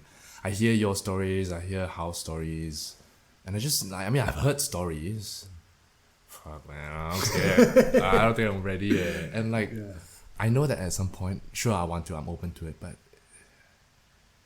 as I get older and as I get a bit more wary of things, and I'm not as adventurous as I used to be anymore, I don't feel I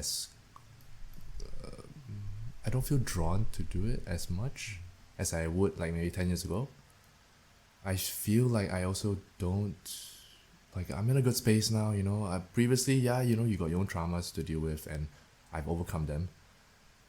So I also feel like I don't need to, but I also do want to. I hear all these stories, like, I want to know, I want to see it for yourself. I want to see God, you know. I want to see these things. But then also, as fun as it is, it's scary, which is the same. It's like a roller coaster. It's going to be fun if you ride it, but it's also going to be terrifying. The queue is more scary than the ride sometimes. Yeah, sometimes. But still, it's something to overcome. And I don't fancy the puking and throwing up and shitting yourself. That's not a fun thing to do. And I don't know whether I can allow myself to let go completely. It's one of the issues that we have in our perspective of it is that and I think it's probably getting some people into trouble who needed to learn this lesson, is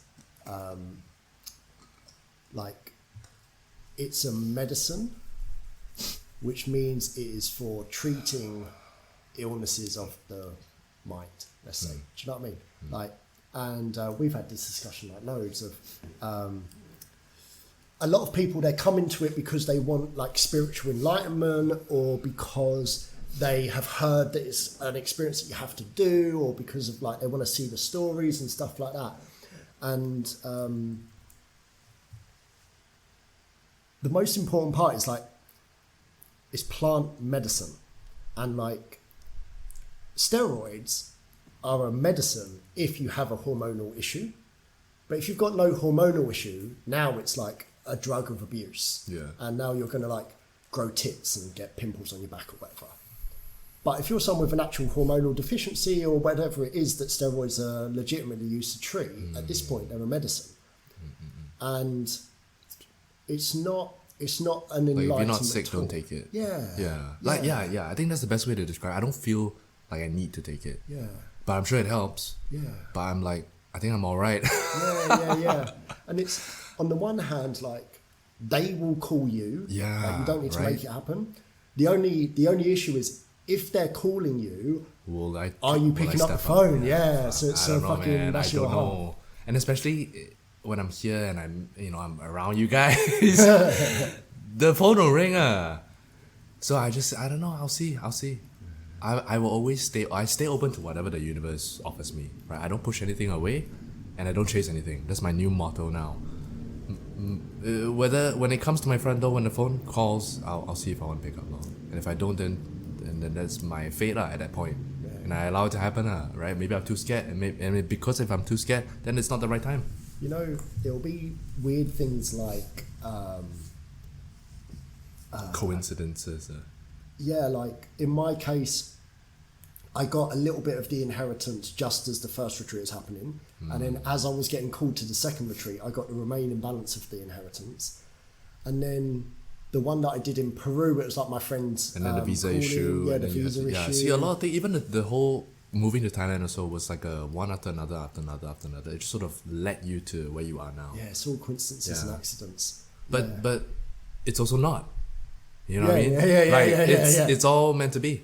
As Like far the as fact the that we are intellect is sitting, concerned. like think about it, like how, like, hey, I'm gonna call Greg over for dinner tomorrow, and here we are. Like it's Yeah, just yeah. yesterday, you know. And that might be a thing for you in in your life. This is gonna be a thing, like, and you allow that to guide you. You know, some people maybe not so lucky. Maybe the sign isn't so clear. It's not like today meet tomorrow podcast kind of thing.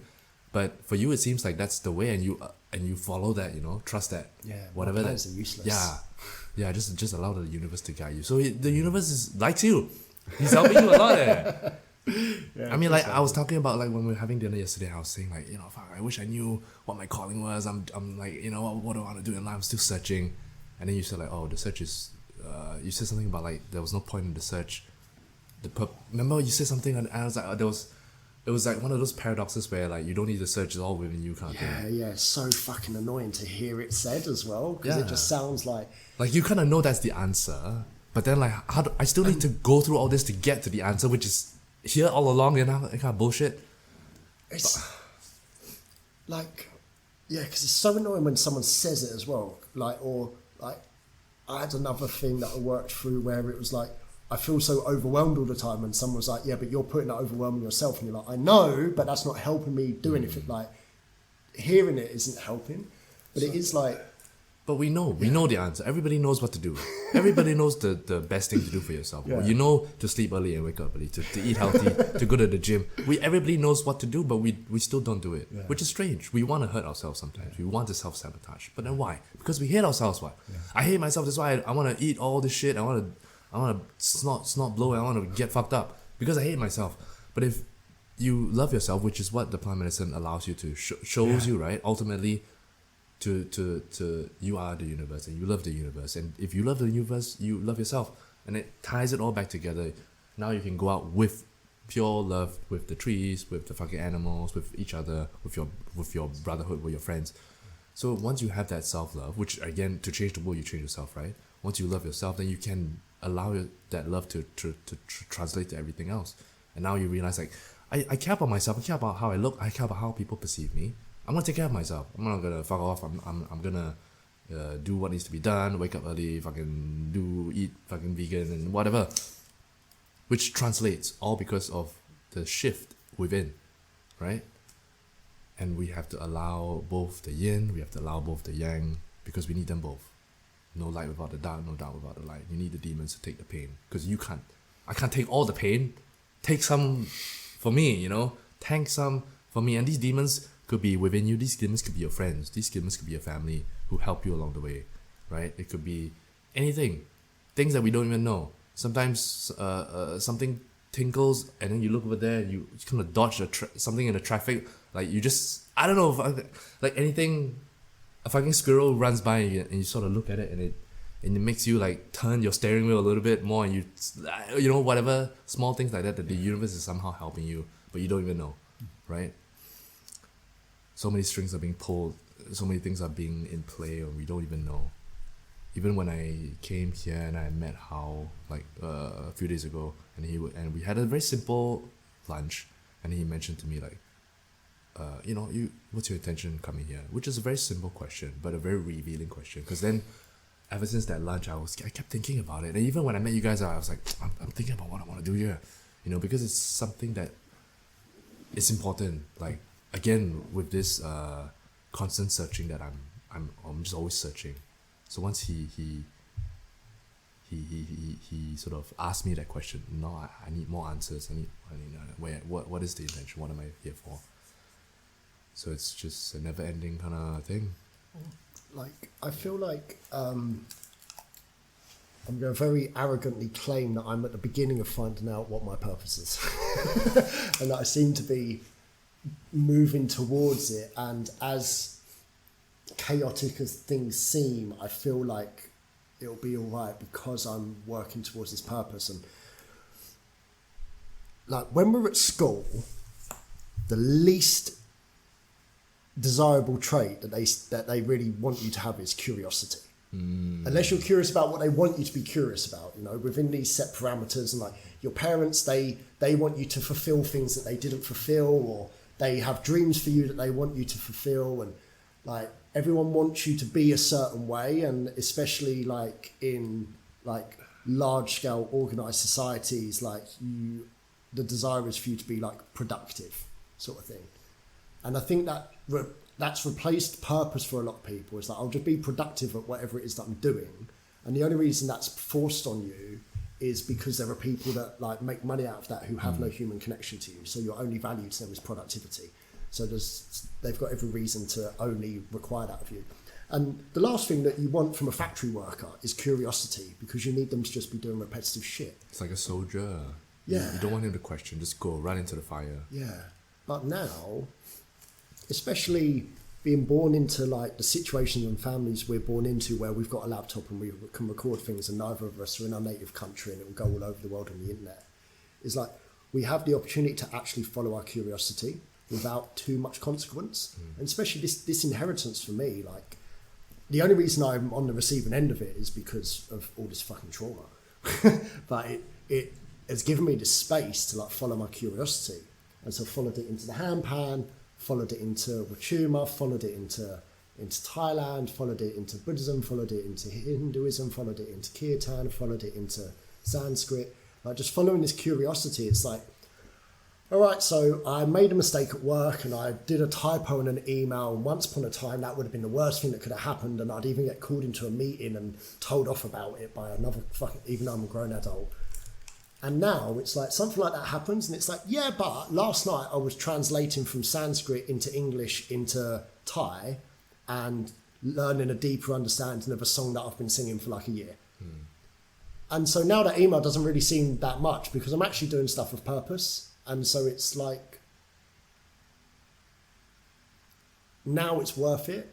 And to me, the purpose that's born out of discovering something through your own authentic curiosity pisses all over the assigned purpose that like we're encouraged to do. It's very like what's his name,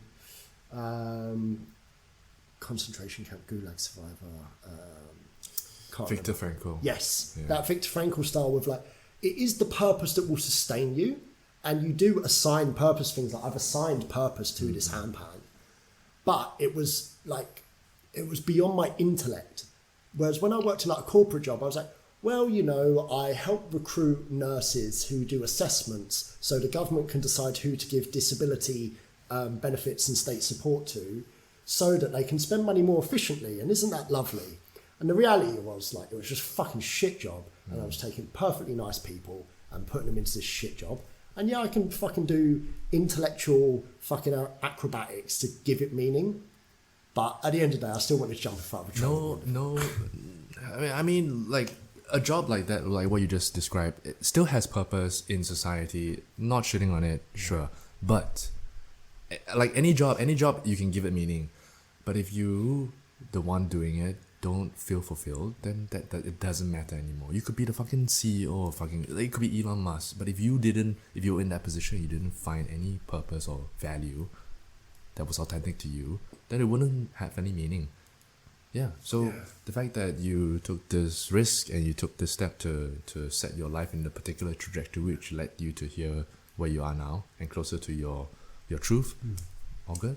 So like if you won like $1 billion and you had some money managers who had it all invested and you're living off like 3% of the total for the rest of your life and like money is no longer an issue, you can do what you want. I discovered that if that was the case, I would sit on my arse and smoke a lot of weed and meditate and do a lot of medicines. But that would be a very and I discovered all of these other things. But if you won the $1 billion and money was no longer an issue and all you had to do was just follow your own curiosities and discover what might be for you, what would you do? Is that a question? Yeah.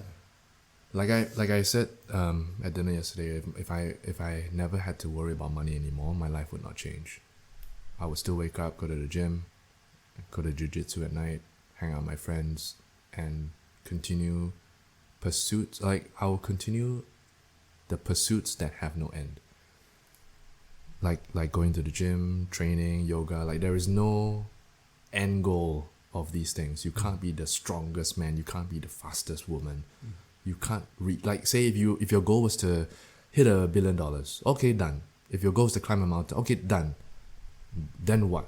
Like great pursuits, endless pursuits are the ones that have true meaning. And you're not exactly just doing the thing, you're developing yourself, you're creating community, you're helping others through that process. If let's say your goal is to travel the world and you genuinely traveled and you visited certain places, and along the way you're able to impart your own authentic gift to that place, whether it's chatting with someone and inspiring them, whether it's a donation because you have money, whether it's like, hey, I have time, I dedicate I offer some time, help build this house, paint this building, whatever. So these are genuine and endless pursuits that can be achieved. Because if your goal is to just, I have all this money in the world, I'm just going to chill. I'm just going to go to the beach, sip my margarita every day. After 2 months of going to the beach and sitting there and basking in the sun and sipping margaritas, you're going to be bored. Because there is nothing to do. And people need something to do. And they think that, I need novelty, so I'm just going to fucking buy the fastest car, fly on a helicopter, because I got money, I'm going to ball out of control. But you look at the damn Bilzerians and all the fucking people that have that kind of position, they find no satisfaction. Because the true satisfaction comes from service, which is what we fucking talked about yesterday, bro. Yeah.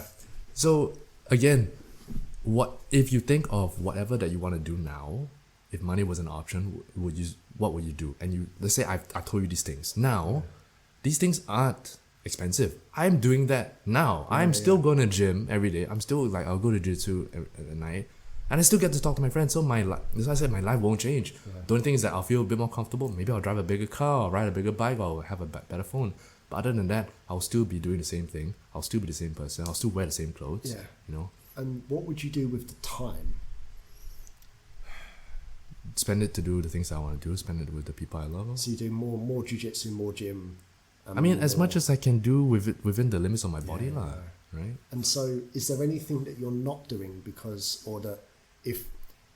Because of money? Because of money, time, or other people's opinions and expectations?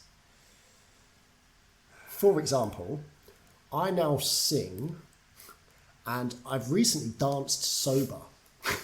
I fucking love dancing when no one's looking, but I have danced twice in front of people sober in the last, since I got some self-awareness as a child.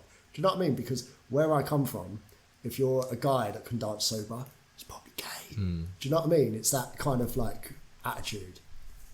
And so, like, are there things that you would do, or were there things that you did when you were a kid that you loved doing that you stopped doing, or anything like that? I can't think of any now, but I'm sure there is, right? Like whether it's like expression, you want to dance, you want to act, you want to play, right? Yeah.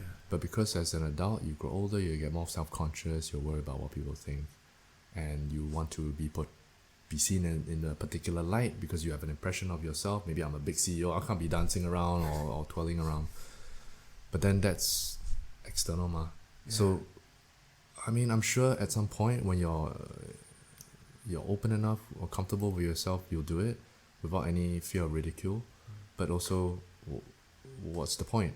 Like, are you doing it for attention? Are you doing it because you want to feel liberated? Can you feel liberated in the comfort of your own home? You don't have to have an audience, do you? So then, what's the purpose behind it, lor? Right? I think that was what I would ask back. But so what are you trying to say? Like, what are you trying to ask? It's like, what can you do for the pure enjoyment of doing it? And is there anything that, like, guilty pleasures?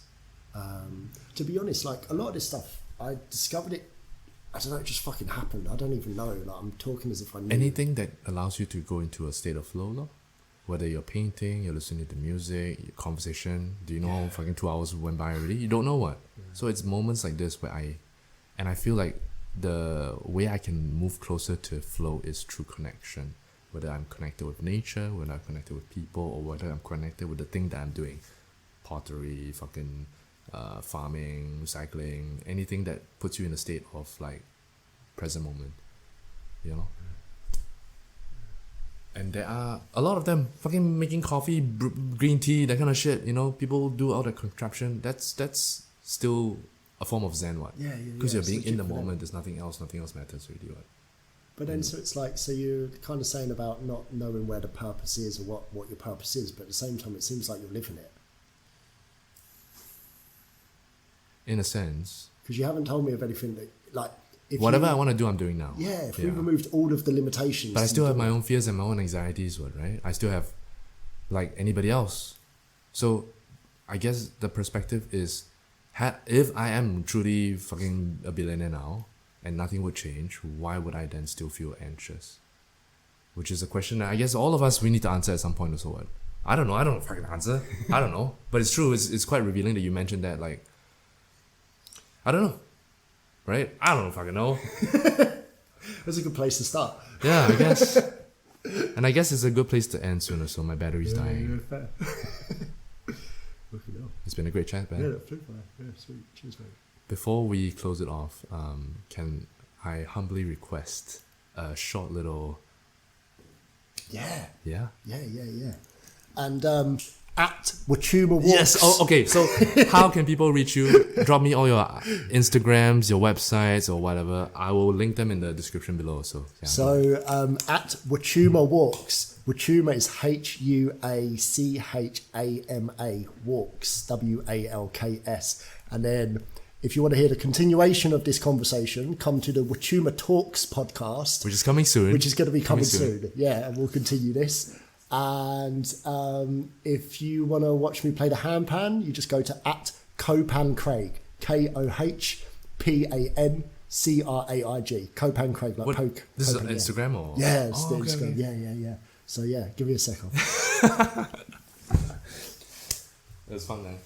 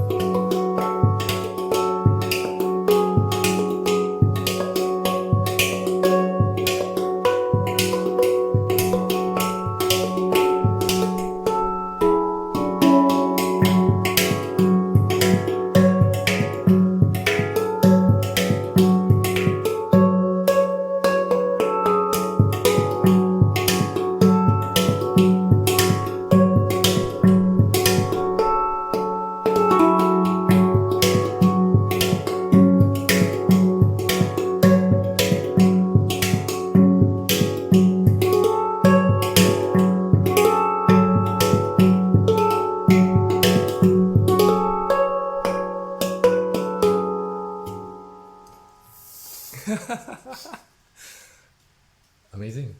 Do another one. Thanks, man. We do another one if you want. Huh? Shall I do another one? Sure. Go for it. Round 2. Karma.